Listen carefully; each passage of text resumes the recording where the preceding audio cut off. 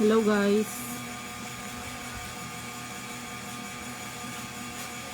Nawala po tayo kanina sa ating live.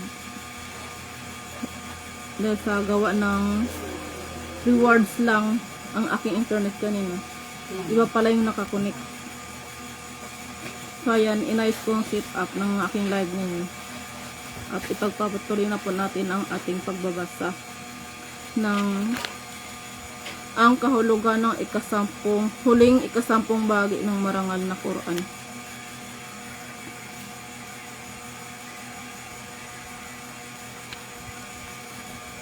Ang ating binabasa po ay ang Surah Al-Hasyr at nasa verse number 3 na po tayo.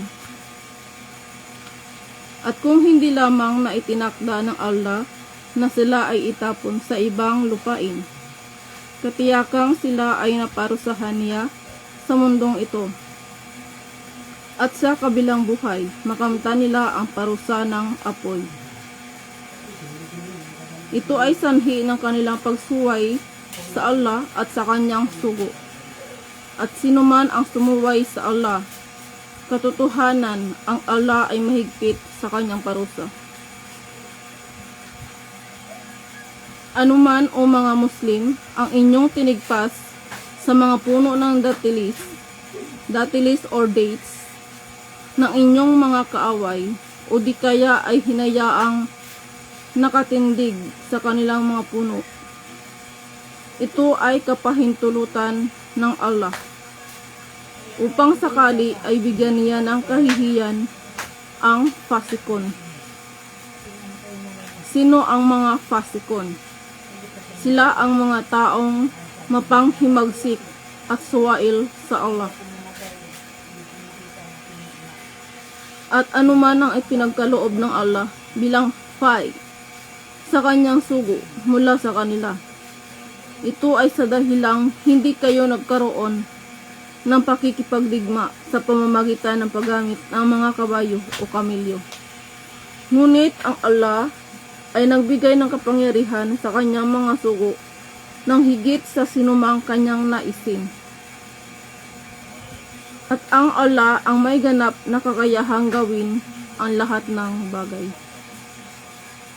Kung ano man ang ipinagkaloob ng Allah sa kanyang sugo bilang fay mula sa mga taong bayan, ito ay para sa Allah at sa kanyang sugo at sa kanyang mga kamag-anakan at ulila, sa mga kapuspalad at mga naglalakbay na kinapos ng panustos sa daan or ibno sabil, upang sa gayon ito ay hindi maging yamang gagamitin ng mga nakaririwasa sa inyo.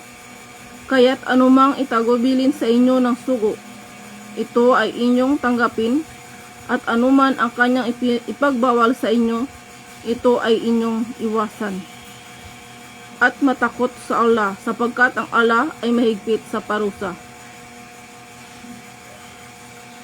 Mahigpit sa parusa. Kanina na-mention din po na mahigpit sa parusa. At ngayon ay na-mention na naman po ulit na mahigpit sa parusa.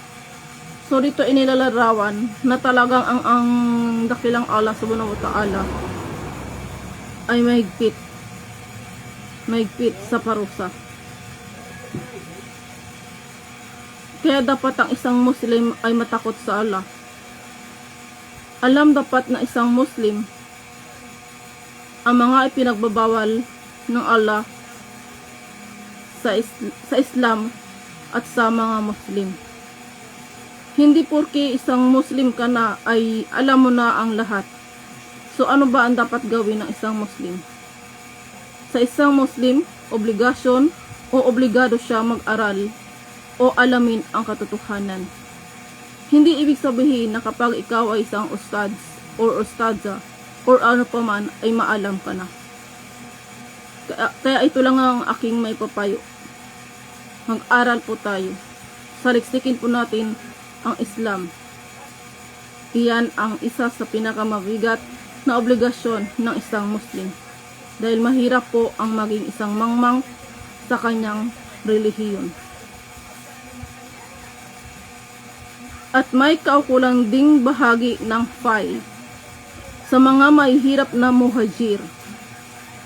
Muhajir, sino sila?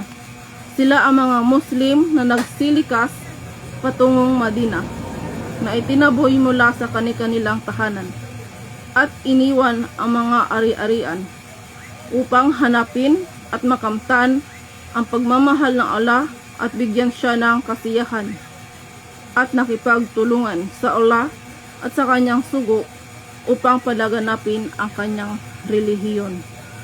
Sila yaong tunay na makatotohanan sa anumang kanilang sinasabi.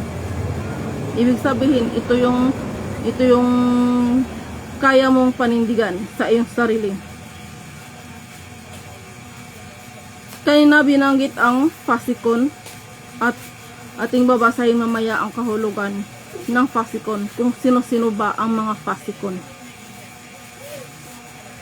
At may nakalaang bahagi din sa mga naunang manirahan sa Madina at yumakap sa pananampalataya. Minamahal nila yaong nagsilikas patungo sa kanila. Minamahal po ng Allah ang lumilikas. Ibig sabihin, matimbang si Allah sa kanyang puso. At walang paninibughong nadarama sa kanilang kalooban hinggil sa anumang bagay na ipinagkaloob sa kanila mula sa labi ng tribo ng Banu an-Nadir. At sila ang nagparaya sa kanila, mga muhajir, ng higit sa kanilang mga sarili, bagamat sila ay nagdaranas ng paghihikaos. At sino man ang nakaligtas laban sa sariling kasakiman, ay katiyakang sila yaong magtatagumpay. Mashallah.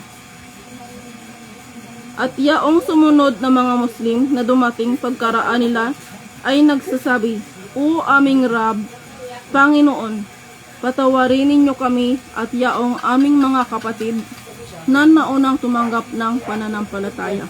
At huwag mong itanim sa aming mga puso ang anumang pagkamuhi laban sa kanila na nananampalataya. O aming Rab, tunay ngang ikaw ang lubos sa kabaitan, ang mawain. Hindi mo ba napagmamasdan, O Muhammad, ang mga mapagkunwari na nagsasabi sa kanilang mga kaibigan mula sa angkan ng kasulatan na kafiron? Kung kayo ay itinaboy, katiyakang kami rin ay kasama ninyong ilalayo at hindi kami susunod sa sinumang laban sa inyo. At kung kayo ay lusubin sa pakikipaglaban, kami ay tiyak na tutulong sa inyo. Subalit saksi ang Allah na sila ay tunay na mga sinungaling. Sa mga naunang kabanata po ay atin pong na-mention ang kafiron. Atin pong nabasa ang salitang kafiron na doon ay ang kahulugan. Ito ang mga grupo, ito ang taong wala sa pananampalataya o hindi naniniwala sa dakilang Allah subhanahu wa ta'ala. Katiyakan kung silang mga Hudyo ay itaboy, kailanman sila na mga mapagkunwari ay hindi sasama sa kanila. At kung sila ay lusubin sa labanan, sila na mga mapagkunwari ay hindi kailanman tutulong sa kanila. At kahit pa na sila ay tutulong sa kanila, sila ay magsisitalikod rin at sila ay hindi magtatagumpay. Hindi sila magtatagumpay. Katotohanan, kayo na mananampalataya sa kaisahan ng Allah ay higit nilang pinangangambahan sa kanilang dibdib kaysa sa pangamba nila sa Allah. Ito ay sa dahilang sila ay mga taong kapos sa pangunawa tungkol sa kadakilaan at kapangyarihan ng Allah. Sila ay hindi makikipaglaban sa inyo kahit na sila ay magkakasama, maliban kung sila ay nasa mga bayang may matibay na tanggulan o sila ay nasa mga kinukubling muog. Ang pagkamuhi nila sa kanilang sarili ay sadyang masilhi na inyong aakalain na sila ay nagkakaisa, ngunit ang kanilang mga puso ay watak-watak, sapagkat sila ay mga taong walang pang-unawa. Ang kahalintulad nila ay yaong mga taong huling sinundan nila ang mga Hudyo ng tribo ng Banu Kainuka at kanilang nalasap ang masamang bunga ng kanilang mga gawa, at sa kabilang buhay makakamta nila ang mahapding parusa. Ang kanilang kasamahan ay luminlang sa kanila, katulad ng Satanas nang siya ay magsabi sa tao, "Suwayin mo ang Allah." Gawain ni Satanas, magbulong, magdikta. Suwayin mo ang Allah, katulad niyan. Ngunit nang ang tao ay sumuway sa Allah, ang Satanas ay nagsabi, "Wala akong pakialam sa iyo." Saklap. O tao, at ako ay natatakot sa Allah, ang Rab ng lahat ng nilikha.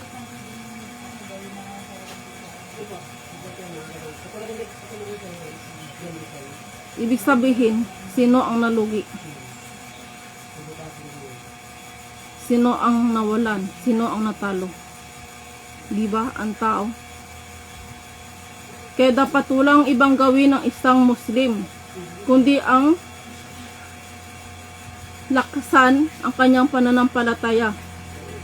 Huwag siyang magpapapikto sa kanyang kainaan. Huwag niyang sasandigan ang mga pagkakamali na nakikita niya sa ibang mga kapatid na nawala or nakagawa ng mga gawaing makapaglalabas sa kanila sa Islam. Kapag ganon ang nangyari, ikaw ay matatalo talaga. Ang sabi dito, suwayin mo ang Allah. Katulad ng Satanas nang siya ay magsabi sa tao, suwayin mo ang Allah.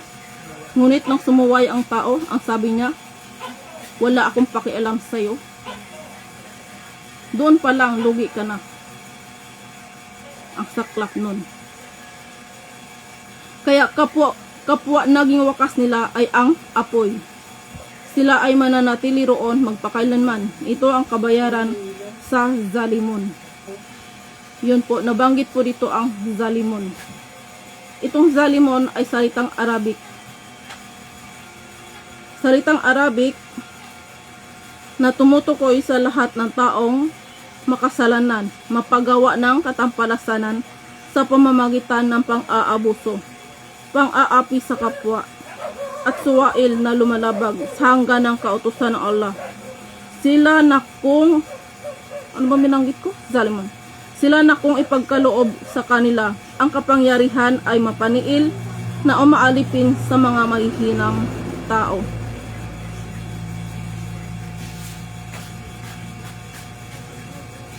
Tama, zalimun po. Verse 18, o kayong mananampalataya, mga Muslim. Ibig sabihin ang Muslim ay mananampalataya. Hindi po siya tao o kung ano pa man ang kanyang tribo. Ibig sabihin, siya po ay nananampalataya sa Allah. May takot at sumusunod sa dakilang Allah. Kaya hindi porke nakahijab ka, nakaabaya ka, ay Muslim ka na. Hindi lang po Muslim ang sumusuot ng abaya at saka ng hijab. Ang ating mga OFW, ang iba po sa kanila ay hindi Muslim. Pero sila po ay pinoprotektahan ng abaya at hijab once na sinuot po nila yun sa Saudi Arabia. Pero hindi po sila Muslim. Pero alhamdulillah, nang dahil po sa hijab at pagsusuot po nila ng hijab at abaya, sila po ay protektado.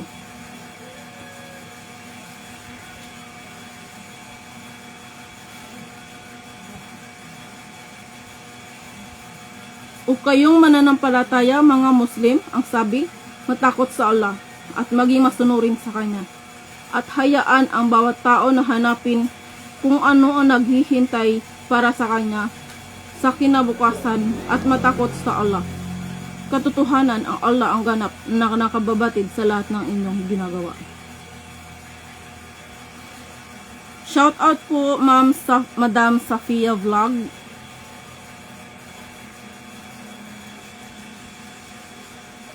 Mashallah, tabarakallah, barakallahu fi. At huwag ninyong pamarisan yaong mga taong nakalimot sa Allah. Yun nga po yung katulad ng binanggit ko kanina, na huwag niyo pong sasandigan ang pagkakamali ng ibang mga nagkamali or nakagawa ng ikakalabas nila sa Islam. Huwag ninyong pamarisan yaong mga taong nakalimot sa Allah. At kanya ring pinangyaring kalimutan ang kanilang mga sarili o kaluluwa. Sila yaong fasikon, mapanghimagsik, mapagmalabis at suwail. Kanina, ang ating nabasa ay ang zalimun. Ngayon naman po ay fasikon. Yun po ang kanilang pinagkaiba. Ang fasikon, sila po ang mga mapanghimagsik, mapagmalabis at suwail.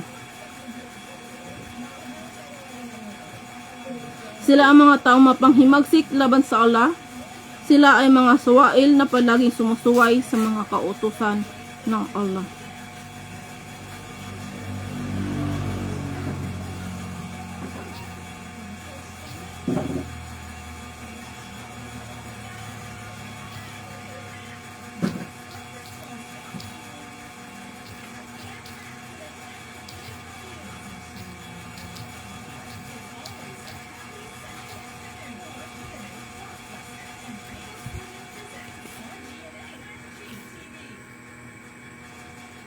Hindi magkatulad ang mga mananahan sa apoy ng impyerno at ang mga mananahan sa hardin ng paraiso. Yaong mga mananahan sa hardin ang tunay na magsisipag tagumpay. Kung amin lamang ipinadala o ipinahayag itong Quran sa ibabaw ng kabundukan, katiyakang inyong matatanaw ang pagpapakumbaba na sarili nito at nangapupunit ito ng dahil sa takot sa Allah. Ito ay mga paghahalin tulad lamang na aming ibinigay sa sangkatauhan upang sila ay matutong mag-isip.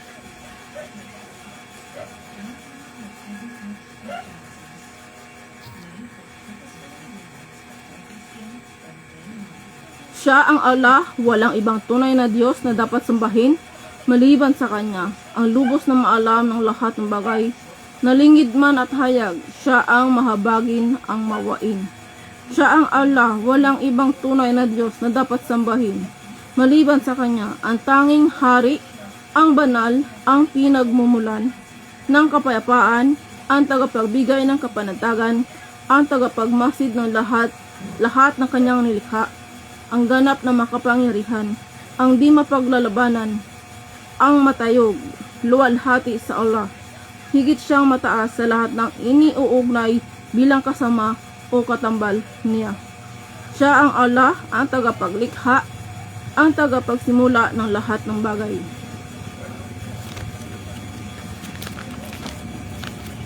Ang tagapagbigay ng hubog o hugis anyo, sa Kanya ang pagmamay-ari ng pinakamagandang pangalan.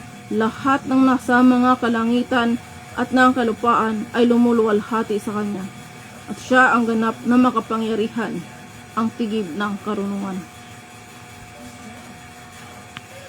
Diyan po magtatapos ang ating babasahin na Surah Al-Hashar,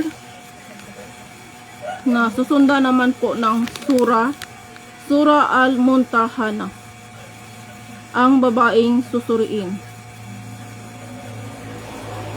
Bago po natin basahin ang Surah Al-Muntahana, babasahin ko lang po dito ang ibang term na wikang Arabic kanina na hindi po natin nabanggit kung ano po ang mga kahulugan. Rab, salitang Arabic na ang ibig sabihin sa Filipino ay Panginoon. Bagamat madalas gamitin ang salitang Panginoon sa pagsasalin ng salitang Rab, ito hindi sapat o ganap ang kahulugang, sapagkat ang Rab sa wikang Arabic ay malawak ang kahulugan. Tinatawag na Rab ang Allah sapagkat siya ang tanging nagmamay-ari ng kapangyarihang lumikha at kautusan. Magkaiba po ang Rab at Rabbi. Ang Allah ang nagbigay ng kakayahan sa lahat ng bagay upang gumalaw, lumaki magbago at umunlad. Siya ang Panginoon na walang kapantay sa kanyang kapamahalaan, kadakilaan, kataas-taasan at kapangyarihan. Siya ang tanging tagapanustos at tagapangalaga ng lahat ng nilikha. Ang salitang Panginoon ay karaniwang ginagamit bilang paggalang sa isang guro, pinuno, mga dugong bughaw. Sa wikang Ingles ay royal family. Kaya minabuti ng tagasalin sa Tagalog na gamitin ang salitang Arabic na Rab at dinugtungan at ikinabit ang Panginoon upang maunawaan ng sinumang mababasa lamang ang katagang Rab na sunundan ng may panaklong na katagang Panginoon sa mga unang ayat ng naturang Juzu at sura ng Quran.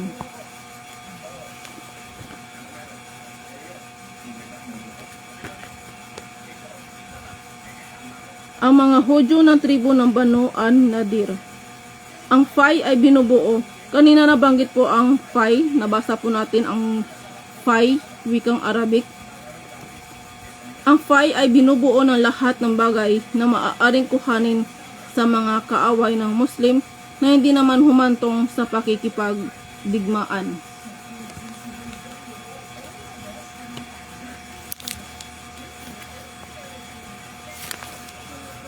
Okay, at natapos na po natin ang Surah Al-Hashar. Ngayon po ay babasahin ko naman po ang Surah Al-Muntahana. Surah Al-Muntahana, ang babaeng susuriin. Sa ngalan ng Allah ang mahabagin, ang mawain. O kayong mananampalataya, mga Muslim, huwag ninyong ituring ang aking mga kaaway at inyong mga kaaway bilang mga kaibigan o tagapagtanggol. Maaari bang kayo ay magpamalas sa kanila ng pagmamahal, samantalang sila ay nagtakwil sa katotohanang dumating sa inyo? At bilang pagsalungat ay nagtaboy sa sugo at sa inyo mula sa inyong mga tahanan nang dahil lamang sa inyong pananampalataya sa Allah. Sa siya ninyong tanging Rab, Panginoon, Rab o Panginoon. Kung kayo ay naparito upang magsikhay sa aking landas at hanapin ang aking mabuting kasiyahan sa makatwid, huwag kayong magpamalas ng pakikipagkaibigan sa kanila. Inyong inililihim ang pakikipagkaibigan sa kanila, samantalang aking nababatid ng ganap kung ano ang inyong inililihim at kung ano ang inyong inihahayag. At sinuman sa inyong mga Muslim ang gumawa ng gayon, tunay na siya ay naligaw ng malayo mula sa tuwid na landas. Saklap.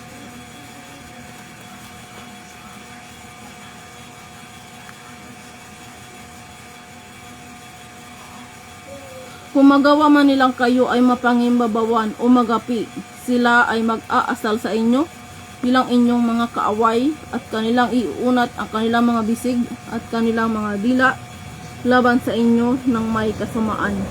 At sila ay magnanasang kayo ay magtakwil sa katotohanan.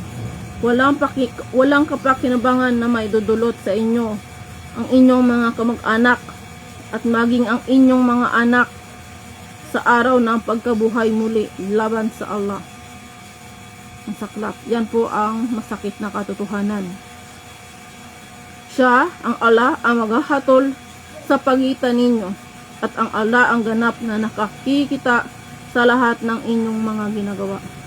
Tunay na mayroong isang pinagkakapuring halimbawa para sa inyo upang inyong pamarisan sa katauhan ni Abraham at yaong kanyang mga kasamahan ng kanilang sabihin sa kanilang sariling mga mamamayan. Katotohanan, kami ay walang kinalaman sa inyo at sa ano pamang inyong sinasamba bukod sa Allah. Kayo ay aming tinalikdan at yaon ang sanhi ng namuong puot at galit sa pagitan natin hanggang hindi kayo manampalataya sa Allah lamang, maliban sa sinabi ni Abraham sa kanyang ama. Katotohanan, ako ay magsusumamo sa Allah para sa iyong kapatawaran. Ngunit ako ay walang kapangyarihan na gawin ang anumang bagay para sa iyo sa harap ng Allah. O aking Rab, sa iyo lamang kami ganap na nagtitiwala at sa iyo lamang kami nagbabalik loob sa pagsisisi at sa iyo lamang ang aming huling pagbabalik. La ilaha illallah. O aming Rab, huwag ninyo kaming gawin bilang pagsubok sa kanila na nagtakwil sa pananampalataya. Ang mga kafiron, at kami ay inyong patawarin. O aming Rab, katotohanan, tanging ikaw lamang ang ganap na makapangyarihan, ang tigib ng karunungan. Katiyakan, mayroong isang ipinagkakapuring halimbawa sa kanila para inyong sundin. Silang tapat na umaasa sa pakikipagharap sa Allah at sa huling araw. At sinuman ang tumalikod, magkagayon, katotohanan ang Allah ay malaya sa anupamang pangangailangan. Siya ang tanging karapat-dapat pag-ukulan ng lahat ng papuri. Maaring pagkaloob ng Allah ang diwa ng pagkakaibigan sa pagitan ninyo at silang itinuturing ninyo bilang inyong mga kaaway. At ang Allah ang may kapangyarihan sa lahat ng bagay at ang Allah ay lagi nang mapagpatawad ang mawain. Hindi kayo pinagbabawalan ng Allah na makipag-ugnayan ng makatarungan at may kabaitan sa kanila na hindi nakikipaglaban, umuusig, o tumutuligsa sa inyo ng dahil sa inyong relihiyon, at maging yaong hindi nagtataboy sa inyo mula sa inyong mga tahanan. Katotohanan, minamahal ng Allah yaong nakikipag-ugnayan ng makatarungan. Alhamdulillah. Ang ipinagbabawal lamang sa inyo ng Allah ay yaong mga taong lumaban, umusig o tumuligsa sa inyo nang dahil sa inyong relihiyon at nagtaboy sa inyo mula sa inyong mga tahanan at yaong tumulong sa iba upang kayo ay maitaboy. Kaya huwag makipagkaibigan sa kanila at sinuman sa inyo ang nakikipagkaibigan sa kanila, magkagayon sila ang zalimun. O kayong mananampalataya, mga Muslim, kung sa inyo ay may dumating na mananampalatayang babae bilang inyong muhajirat. Muhajirat means babaeng nagsilikas. Inyong suriin ang kanilang pananampalataya. Ang Allah ay ganap na nakababatid ng kanilang pananampalataya sa Kanya. At kung inyong matiyak na sila nga ay tunay na mananampalataya, huwag silang pabalikin sa kafiron. Huwag silang hayaang mawala or bumalik sa dati nilang relihiyon, pagiging sa kafiron. Sila ay hindi karapat-dapat na maging asawa nila. Gayon din naman na sila na kafiron ay hindi karapat-dapat para sa kanila, mga babaeng mananampalataya. Ngunit bayaran ninyo silang kafiron kung anuman ang kanilang ginugol bilang mahar, at hindi kasalanan sa inyo kung nais ninyong mag-asawa sa kanila. Kung inyo nang nabayaran ang kanilang mahar, ganoon din naman, huwag ninyong panatilihin ang mga kababaihang kafir bilang inyong asawa at hilingin na ibalik sa inyo ang anumang ginugol bilang mahar at hayaan sila ang kafiron na humingi na ibalik ang anumang kanilang ginugol. Parang katulad sa akin, habang binabasa ko to, nakaka-relate ako dahil ako ay isa pong balik Islam. Yaon ang hatol ng Allah, siya ay humahatol sa pagitan ninyo at ang Allah ang ganap ng maalam, ang tigib ng karunungan. Kanina po nabasa po natin ang salitang zalimun. Ito ay isang salita mula sa wikang Arabic na tumutukoy sa lahat ng taong makasalanan, mapagawa ng katampalasanan sa pamamagitan ng pang-aabuso, pang-aapi sa kapwa, at suwail na lumalabag sa hangganang kautusan ng Allah.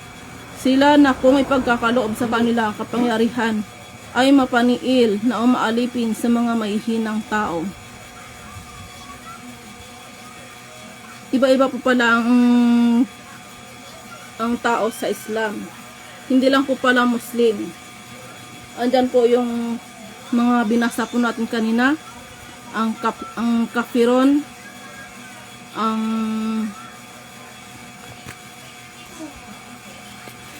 kafiron, fasikon, zalimon. So, hindi lang po yan. Meron pa pong ibang mga tao ng Islam. Hindi lang po Muslim. Ang mahar naman po, ito ay ang salaping ipinagkaloob ng lalaki sa kanyang mapapangasawang babae sa oras ng kanilang naitakdang kasal. Ito po yung binibigay na obligasyon ng isang lalaking Muslim sa kanyang mapapangasawa. Muslim man o hindi ang kanyang magiging mapangasawa, ito po ay obligasyon po sa kanila. Pero ang sabi nga, huwag hayaan na manatili silang kafir. Kung pwede lang silang dawahan nyo po para sa mga lalaking Muslim na nakapag-asawa po ng mga hindi Muslima, hindi pa Muslim, dawahan nyo po sila, huwag nyo po silang hayaang maging kafir.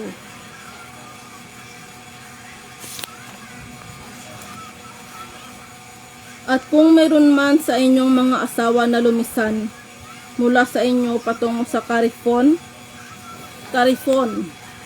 bilang pagtalikod sa Islam, at kayo ay nagsabi sa kanila na ibalik ang inyong mahar, subalit sila ay tumanggi.